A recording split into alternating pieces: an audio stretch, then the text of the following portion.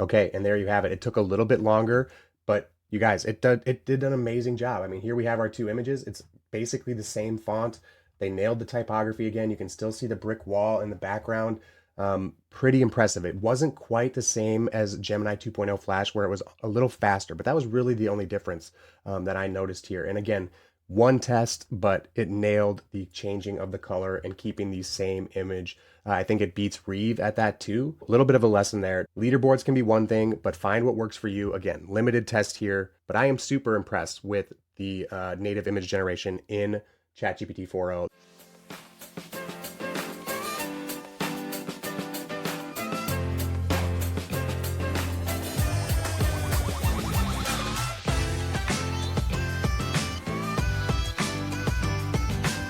What is up, everybody? Welcome to another episode of the AI Marketing Navigator. This is your daily compass in the ever-evolving world of AI marketing. Okay, navigators, we are back with an image-loaded episode of the AI Marketing Navigator tonight. Two big announcements in image generation that I went back and forth on doing individual episodes about. Probably should have divided it up, but I couldn't decide, so I decided to smash them together into one delicious combination. I must be hungry. I honestly don't know why I use the adjective delicious, but it works anyway. The first news and the biggest news is the fact that there is a new king of the hill in image generation, a new model that has been topping in the leaderboards anonymously, known as Half Moon, recently in the last few days. So if you caught any of the buzz about Half Moon on the image generation leaderboards, we now know that the pseudonym belonged to Reve Image 1.0, REV image generation. It's a new image generation model that, again, is really kind of blowing away the competition from stealth. So we're going to do a little demo generation with Reve. It is free to sign up for and test out right now. Linked in the show notes. Definitely try it for yourself. But first, just a little bit of background on the emergence of the company, where it came from, what it's capable of, and then we'll test it out. And then finally, we'll close up the show with the additional news that it's now no longer just Gemini Flash 2.0 that has native image generation capabilities in its LLM. ChatGPT has thrown its hat in the ring with native image generation as well, now being available in ChatGPT 4.0. So the move from these companies continues to be towards a single unified intelligence experience where you have as many different types of model architectures and thinking capabilities combined with now as many generative and design capabilities as well. First Gemini, now ChatGPT have taken steps down that road by bringing image generation. And in the case of Gemini, really impressive image editing as well, natively into the LLM experience. We'll see if ChatGPT has the same pinpoint editing capabilities as Gemini does. But even if it doesn't, and as we'll talk about and see, it's really pretty impressive, the capabilities of ChatGPT's native image generation. And it would probably be making a lot more waves, and it really certainly is, if Reve Image wasn't stealing a little bit of the limelight. But anyway, back to Reve Image. Again, basically came out of nowhere, out of stealth, and it was codenamed Half Moon. This was developed by Reve AI, a Silicon Valley-based startup, and is being recognized and touted for its incredible capabilities when it comes to really the three core pillars or capabilities that any image generation should be judged on. The first being prompt adherence. How well does it actually adhere to your prompts? The second, just being aesthetics, like what does it look like? Does it look good? And then lastly, typography. Can it do words? Really one of the biggest challenges early on for these models, but apparently Reve excels in all of these. And these are, again, really the three things that any user of an image generation tool is likely going to recognize. On top of that, there is some natural language editing features as well as the ability to upload reference images in Reve. So we'll take a look and test out those editing features as well. So we'll take a look and test out those editing features if we can as well. And we'll see if and how they compare to the image editing capabilities that, again, are right within Gemini Flash 2.0. And we'll see if ChatGPT is in the running for those editing capabilities as well. I will be surprised if you can do as detailed of edits as we saw in that Flash 2.0, but if you can, all the more impressive. Again, the main takeaway here and the main takeaway from the episode is that there is a new leader in the space. Nothing speaks quite like the fact that Reve 1.0 has been topping the leaderboards in the image arena, now sitting above Google's Imagen 3, Midjourney's latest version, and Recraft V3. But let's take a look for ourselves. Again, it is free to test right now, so go take a look for yourself as well. Let's check it out. Okay, here we are now looking at the Reve dashboard, and I really like the design, although pretty intense image here in the upper left-hand corner on this Explorer page.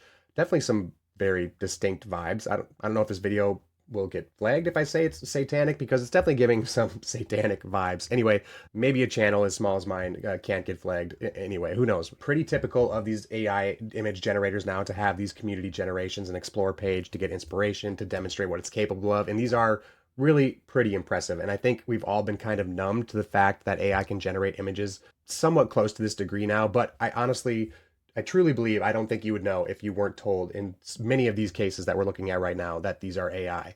And that is more and more becoming the expectation. Okay, let's just hit it with our same prompt that I used when I was testing out the native image gen in ChatGPT earlier. A photorealistic image of a neon sign that reads the AI Marketing Navigator.